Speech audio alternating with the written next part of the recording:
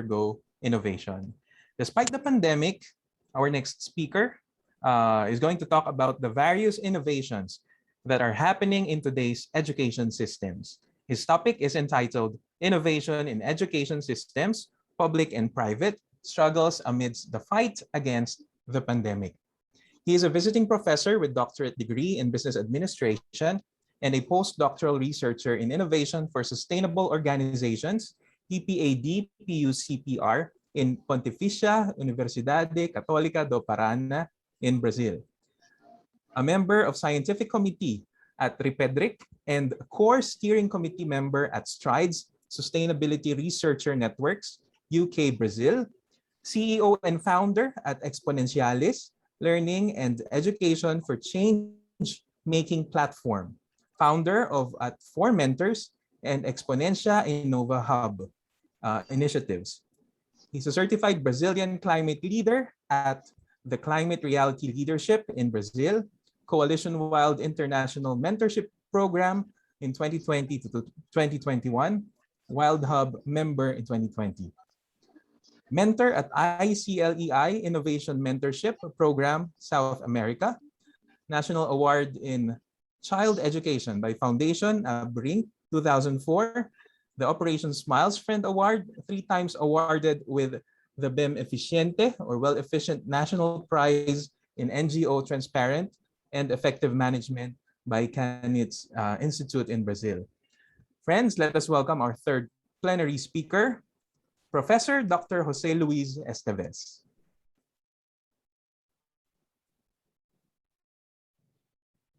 Hello, I am really excited to be here in this morning, but I understand that we have people gathering all around the globe. So probably I will have to say not only good morning, but certainly good afternoon, good night. And it's really also a joy to be here in this fantastic panel of specialists that have been put in place with this fantastic partnership from Baliuag University and the Global Sustainable Future Network. Well, I am also a member of the Global Sustainable Future Network that is so proudly conducted by the unquestionable and quintessential leadership from Professor Dr. Ranuka Thakur. And we have been reached recently over 100 countries as a part of this very fantastic, let's say, network opportunity for researchers around the globe to discuss the possible sustainable future. So it's really a pleasure to be here and join you at this IVRC 2021 conference. Thank you very much. One a special thank you for Francia that have been involved with this delighted commitment and the special caring for us to participate and to join in this process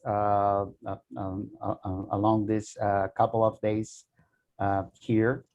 I would like to extend from Francia my deep thank you for everyone that is involved, especially for those people that made the invitation, that are the heads and from the Baliuag University. I would like also to cherish, because we are in the waiting room of this centenary education institution in Philippines. So I'm really proud to be here.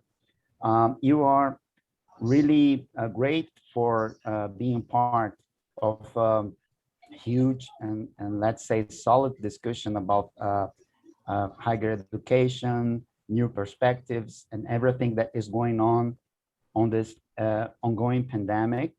I have been making a small chat but I promise I didn't give any spoiler of what we will be discussing further here this morning. and I will try to be as fast as possible because I would love to enjoy really some kind of interaction with you in this particular subject. So I will start to share my screen. Thank you very much again. Congratulations, Baliuag University, for being in this waiting room of your centenary. Hope we have a huge event to celebrate 100 years of Baliuag University in the coming years. And I would like to share with you my screen. We will say if it's okay. I have made a presentation here. Are you able to see it? Yes, sir. Yes, sir. Just kindly please So I will make a presentation. do slideshow so that we can see it in full. Okay, thank you, now, sir. Okay, it's now in a presentation mode. We may experience some connection problems during the streaming of this video, of course, but I will try to do my best to make as fast as possible. And this journey and this experience that we will have this morning here in this subject that is a very important matter for all private and public, private and public post-secondary systems around the globe. Well, this is me. I will skip the introduction because I was really well presented by both Reina and Ran, and of course this is me. I won't be able to make it better. So I will just go further because I would try to explain a little bit that I have been also a member, and I am presently a researcher, but I would like to say I am most an ongoing student of all times. So it means that I have a huge connection with the learning processes, and I probably will die in a very later future with as a student of a different subject. I will skip the introduction to present you an image that reflects, and I like this image a lot because it's a picture from our planet, and that definitely will skip the negationism because we really have the art as a round globe, and it's not a flat dish. And we have experienced also in terms of education that our future just arrived, as I like to say, but of course, with a strong impact on the global society. And for those people that have a difficult to see or a problem in a vision, I am showing up our mother art, our planet art, wearing a face mask, just like probably the majority of the people in the globe are using today, with some very nice exceptions, but mostly here in Brazil, we are still wearing face masks when going outside. And of course, this pandemic of COVID-19 brought us a real strong impact. And no one can really say that was prepared to face it in the way that we certainly will see some experts saying, but no one was really prepared to face the pandemic in a global proportion like this. And it started with a small city in call it Wuhan in China, and it spread out to the world. And according to UNESCO, in terms of education impact, we had reached average 1.5 billion students outside the classroom. This is the fatidic date of February 16, 2020, when it was know that we were facing a pandemic, and at the pandemic from that point spread around the globe.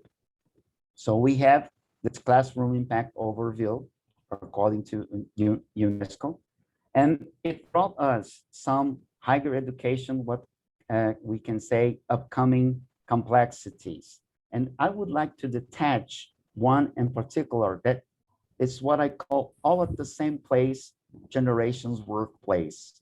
And I'm really introducing to you another, let's say, picture that is presenting an old person wondering what to do with a laptop, and a very early child wondering what to do with a typewriting machine. And I have decided to call it the pluriprofiles because we have never experienced to have all this generation together at the same place. It means that we are just in a crossroad of all those generations that we have saw. Myself coming from the applied social sciences, as like business administration and public administration, a lot in the contemporary administration theories, and they have been linked also to usually a ladder. So we have the baby boomers, we have the X, the Y, and Z, we have the millennial, we have the digital natives. All these generations at the same time, they are sharing workplaces and learning places.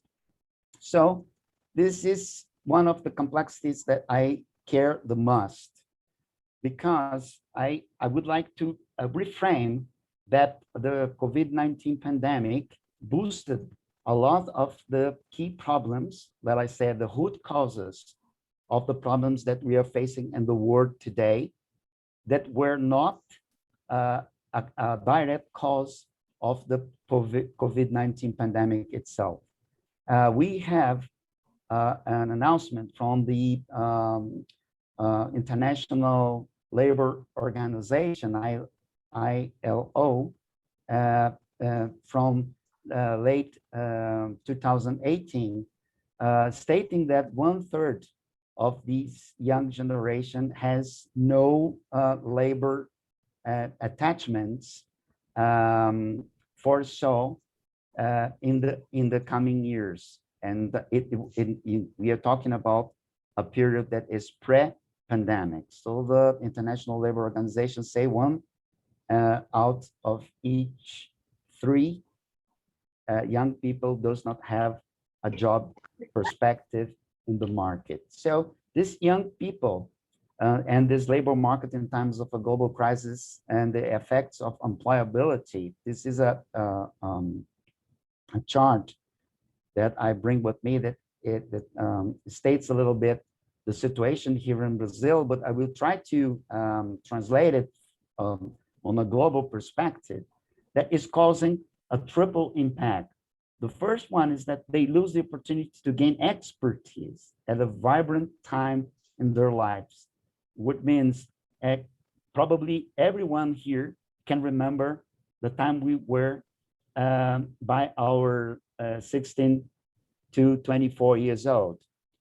It was really a vibrant time of our lives. It is really a vibrant time of their lives, and they have lost the opportunity to gain expertise during this enhancing, boosted by this pandemic, ongoing pandemic.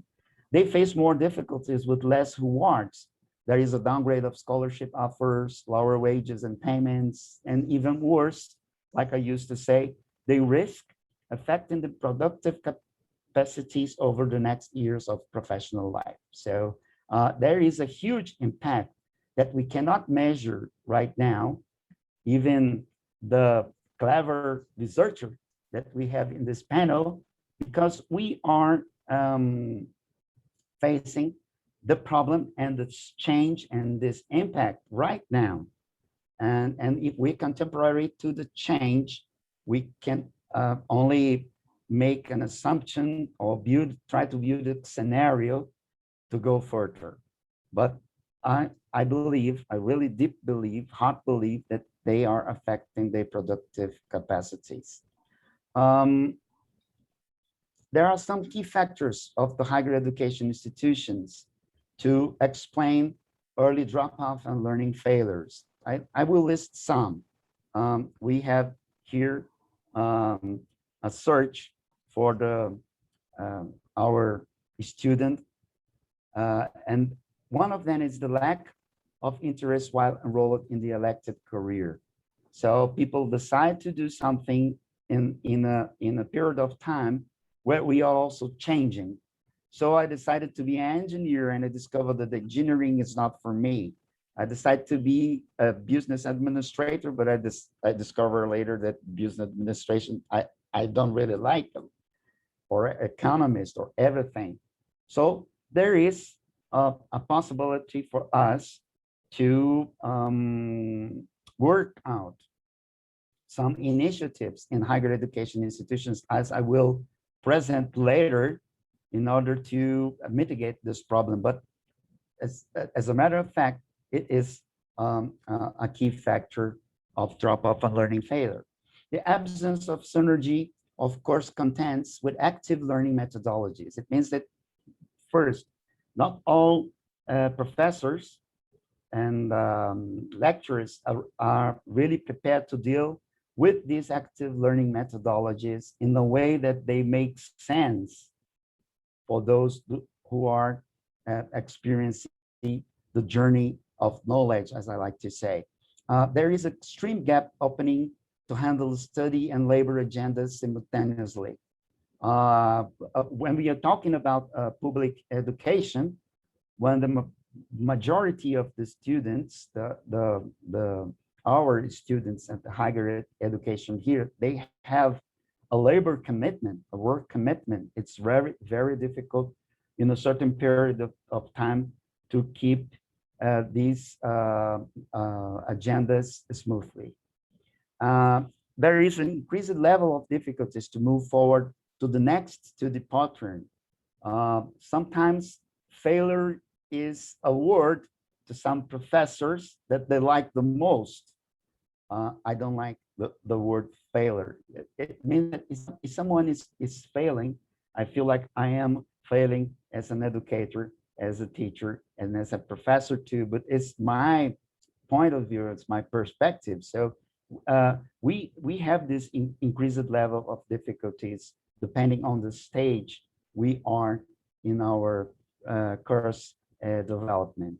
And of course, economic and social disadvantages. I believe that I will bring here a slice of what is the Philippine background and build a bridge to present our Brazilian background, of course, because I can talk a little bit more and better about the Brazilian society because I am living in Brazilian society, and people who is living in Philippines can talk a little bit better about Philippines, and people that are in UK and in countries in Africa and other countries in Asia and the United States, etc. will talk about their environments better. But there is a lot of similarities of the drop-off and the learning failure around the globe. And if we stop a little bit to see what's going on in the Philippines education system with this pandemic gap, this is Philippines. We have had, according to your number, official numbers, average 28 million Filipino students impacted by school closures that were meant to minimize the spread of COVID-19. And at least 2.3 million children have not enrolled for this school year as the education system migrated to distance modes of learning. This is, of course, mathematics that we can do with the data from the Department of Education during the school years 2019 and 20, and enrollments for the compared enrollments to this current school years, that was a 9% average decline, if we are talking about the school year 2021. And also, there are some other, I will bring two more points. That was an education crisis even before the pandemic. Just the same here in Brazil. In 2018, the PISA, that is a global survey of the knowledge of 15-year-old students, made Philippines ranked last among 79 countries in reading comprehension, and also the results in mathematics and science were also low. And enrollment in private, as well as the state universities and college, was expected to plunge by as much as 70% this school year due to the economic hardships faced by the students and their families caused by coronavirus. So this is a background that you are comfortable to see, because this information was brought from your education system and network data. And then I will bring the discussion to how similar we are here in Brazil. And that's why I will rephrase my offer to be a semester, at least as an invited guest, a person or professor with you at Baliuag University. I will enjoy a lot, because we do really have a lot of synergies and similarities to discuss further. Inequality in Brazil, public education is really beyond technology, learning methodologies, and transformative pedagogical, what I call design classrooms. This is a picture, a real picture of what can be a classroom. It's an actual picture. It's not a past picture of 10 years ago. It's a picture of the year 2021 in a school district in the let's say in the curve that meets the rural area here in Brazil.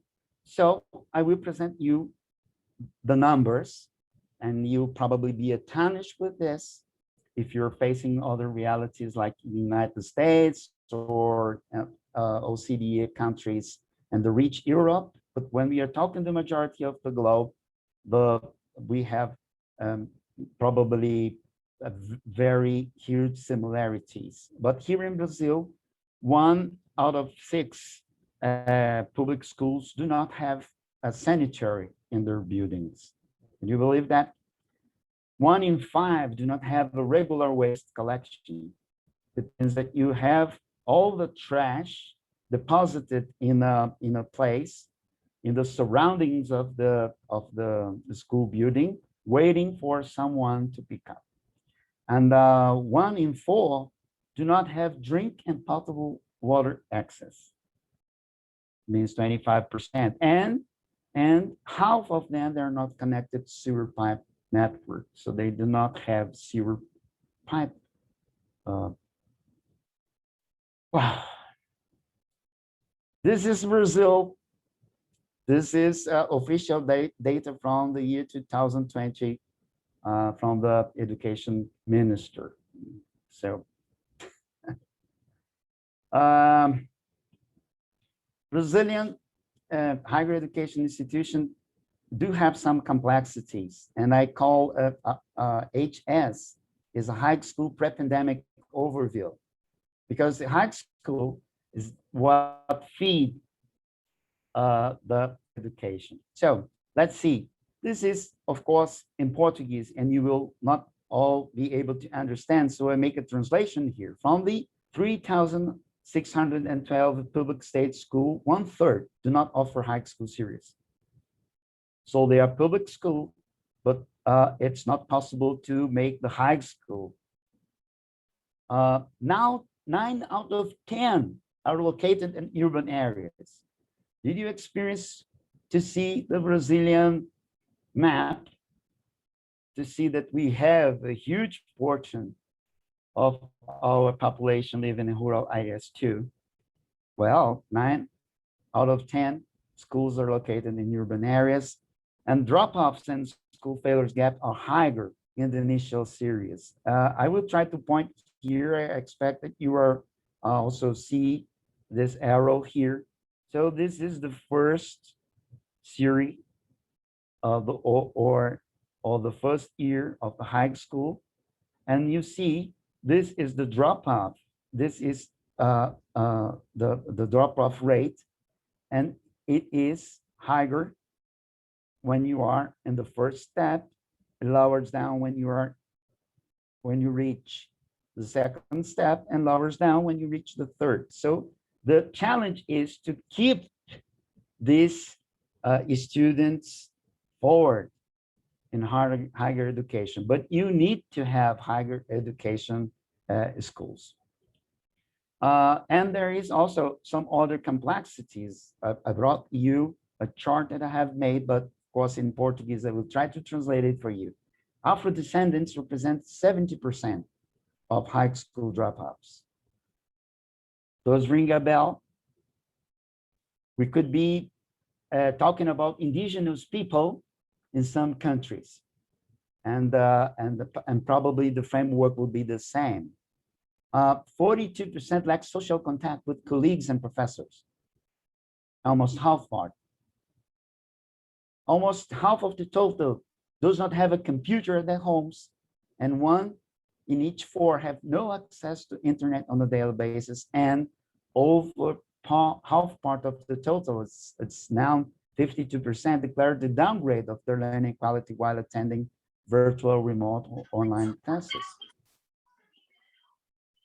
Well, there is, now that we have coded the classroom impacts, let's try to decode the classroom impacts amidst inequality. There is a clash, and the first clash may be translated by an image like that. I am showing, for those that cannot see in an appropriate way, a picture of a child trying to learn, trying to do the homework of the school, sitting outside his house, and this is his house. Only 70% of the education networks declared to have completed the 2020 academic year. No surprise if they have got the picture of the majority of the people that are part of the public system and network. They would see a lot of pictures like this, and then they would figure out that there is not an internet, or internet access is not a priority for this student. A second clash, like I used to say, so you can see people, this is an actual picture of a student that was taken inside a home like that, or a similar home. It's a different student, of course, a different child. 5.5 million students in Brazil had no, or had a very limited access to school activities. And the COVID-19 pandemic boosted this. So if we had another clash to name, it would be a clash like this. This is a picture of a family gathering together with a single mother, trying to do the homework with the child. This is a living part of the home. Well, almost 80% was the degree of difficulty in accessing the internet. It's just formally, officially by these education networks. Well, if we decode classroom impacts, we also have some thing to present over 137 million children and adolescents were left without school activities in Latin America. If we only count Brazil, there are 4 million elementary school students without access to any school activity. Elementary schools are closed in the majority of the cities around Brazil since the beginning of pandemic up to now. I have a 4-year kid at home and there is no school. 4 years. This is what education can set back in Brazil. And if we compare with the average of the rest of the globe, that is 3 to 9 months. Can you imagine the gap and the problems that we will face ahead? I do. Well, we have talked a lot about education as a system. Let's try to focus now in the higher education. And there is what I call for this presentation, the Brazilian Crossroads. We have some pictures of the classrooms up to this moment where there is no student in a classroom. They are in the majority attending online and virtual classes. In the pandemic, over 600,000 students had to interrupt courses in private higher education, and they did not get back. Delinquency of students in private higher education reached 20% this May 2021.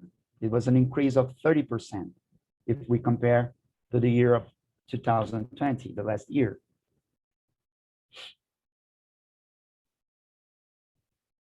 Private higher education had a drop of 9% in enrollment in this first semester. The number of students interested in enrolling in higher education dropped. That's the biggest problem. In November 2020, the intention to graduate in the system was around 33%, and now it's only 14%. In distance learning, the same dropped from 46 to 38 and is going down. It's coming down, unfortunately. The focal point in education 2021 is that COVID-19 pandemic affected the outputs of the learning quality in higher education around the globe and broadened the inequality, as we can see. And there is some what I call key propositions. The first one is the higher education shall convey their community efforts to overcome the impacts of the global pandemic. And there is a lot to do that is possible to do. And I get back to reframe what was said by our dearest Professor Dr. Renuka Tokor in her presentation in IVRC 2021 yesterday. There is a lot of suggestions there, so I will not repeat the suggestions, but I will try to bring this and to reinforce that we have to urgent need to move forward and connect the dots between the proven, what we call sustainable frameworks. And there are a lot of sustainable frameworks, 5R, conscious consumption, zero waste, net zero, etc., to improve our cost curricula and highlight the whole of higher education institution in this post-pandemic, what I used to say, multi-generational societies. And if we have a student-centered approach, I have been developing something that I used to call NECA here, this Neuro-Entrepreneurial College Approach. It's a program proposal that is open to BU and education systems, of course, in order to advance career reference prior to the student's definitive choice. And we have a counterpoint to the first item that we have discussed in this presentation before. in order to upgrade internal agreements and talent investment to boost and redesign course matrices.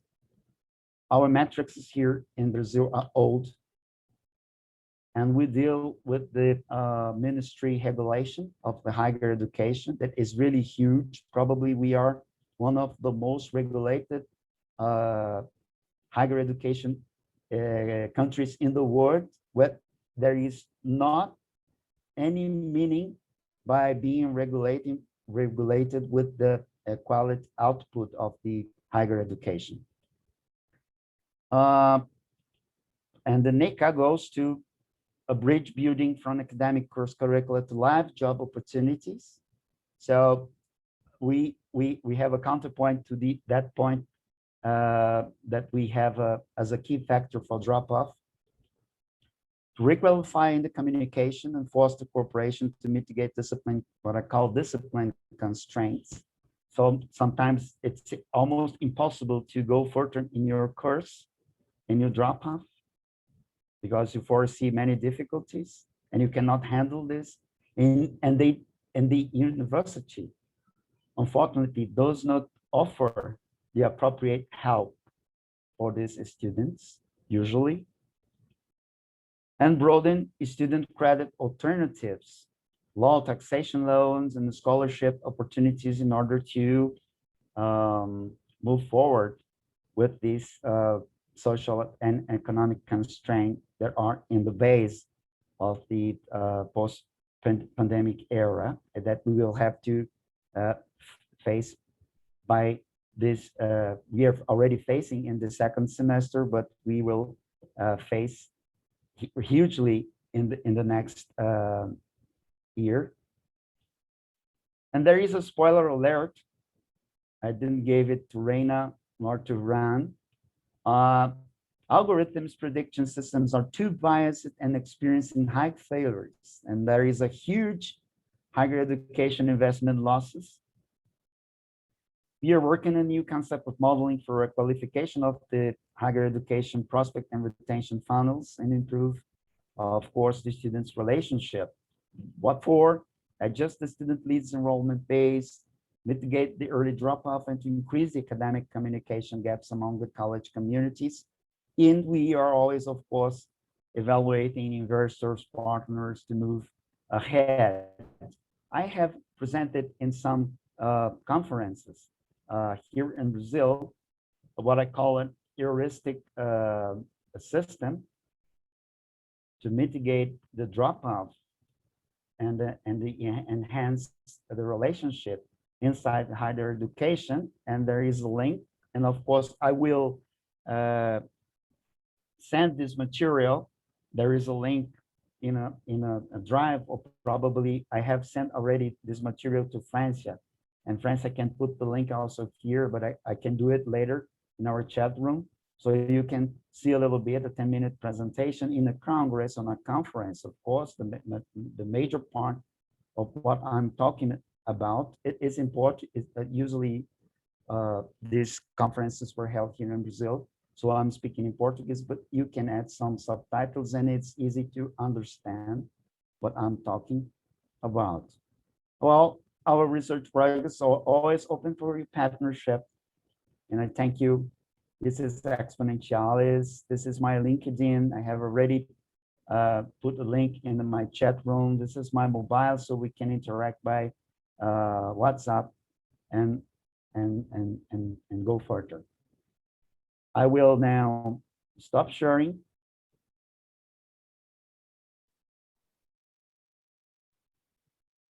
And Okay. and I would like to thank you very much for the opportunity of sharing these insights today. I believe we, in 20-25 minutes is very difficult to go further, but there is much to do. I am at your entire disposal to go further with these discussions, to interact somehow. I have put some links here in the chat room before this presentation, and I am now open for your, comments, suggestions, particular overviews, etc. Thank you very much for this opportunity. And thank you very much as well, Dr. Esteves, for that remarkable presentation. So whether you're from private or public sector, the struggle is real when it comes to education systems, coping and adapting to the pandemic. The pandemic greatly impacted how we teach, learn, and educate, as evident from the discussion of Dr. Esteves. So at this time, we can entertain questions from our participants. May our participants message their questions directly to the moderators using our chat box so that we can read it for Dr. Esteves. So we have one question. This is from Ms. Bena Pearl. From UP. Sounds to me COVID just underlined